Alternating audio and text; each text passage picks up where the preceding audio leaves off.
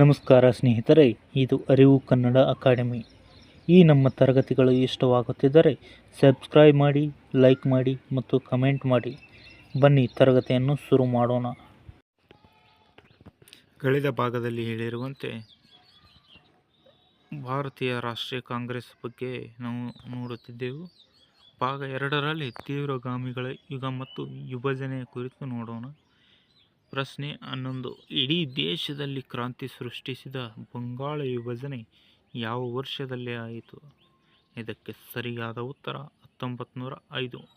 1905ರಲ್ಲಿ lord Curzon Hindu Muslim ಒಗ್ಗಟ್ಟನ್ನು ಮುರಿಯುವ ರಾಜಕೀಯ ಉದ್ದೇಶದಿಂದ ಬಂಗಾಳವನ್ನು ವಿಭಜಿಸಿದನು. ಇದರ ವಿರುದ್ಧವೇ ದೇಶದಾದ್ಯಂತ ಸ್ವದೇಶಿ ಬಹಿಷ್ಕಾರ ಚಳುವಳಿ ನಡೆದವು.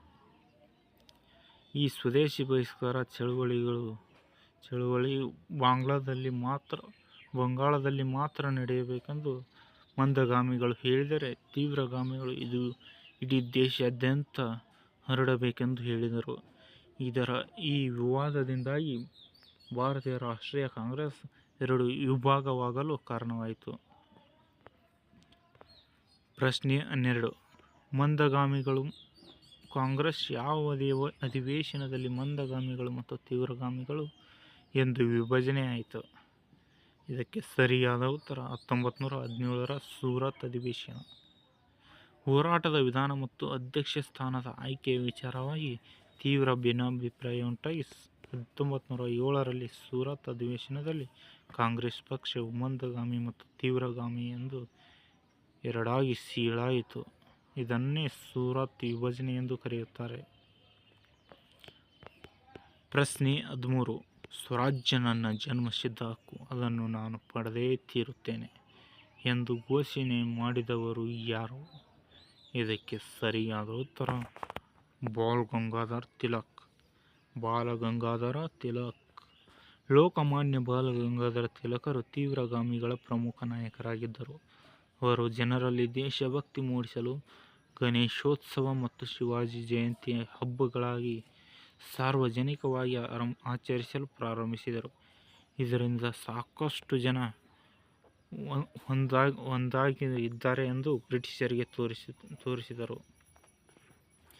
ಧ್ವನಿ ಪ್ರಶ್ನೆ 14. ತೀವ್ರಗಾಮಿಗಳ ಪ್ರಸಿದ್ಧ ತ್ರಿಮೂರ್ತಿಗಳಾದ ಲಾಲ್ ಬಾಲ್ ಪಾಲ್ ನಲ್ಲಿ ಲಾಲ್ ಎಂದರೆ ಯಾರು? ಇದಕ್ಕೆ ಸರಿಯಾದ ಉತ್ತರ ಲಾಲಾ ಲಜಪತ್ ರಾಯ್. ಲಾಲ್ ಬಾಲ್ ಪಾಲ್ ಎಂದರೆ ಲಾಲಾ ಲಜಪತ್ ರಾಯ್, ಬಾಲ್ ಗಂಗಾಧರ್ ತಿಲಕ್, ಬಿಪಿನ್ ಚಂದ್ರ ಪಾಲ್ ಇವರು ಬ್ರಿಟಿಷರ ವಿರುದ್ಧ ತೀವ್ರ ಪ್ರತಿಭಟನೆಯ ಹಾದಿ ಹಿಡಿದವರು. ಪ್ರಶ್ನೆ 15. ಮಂದಗಾಮಿಗಳು ಮತ್ತು ತೀವ್ರಗಾಮಿಗಳು ಮತ್ತೆ ಒಂದಾದ ಐತಿಹಾಸಿಕ ಒಪ್ಪಂದ ಯಾವುದು?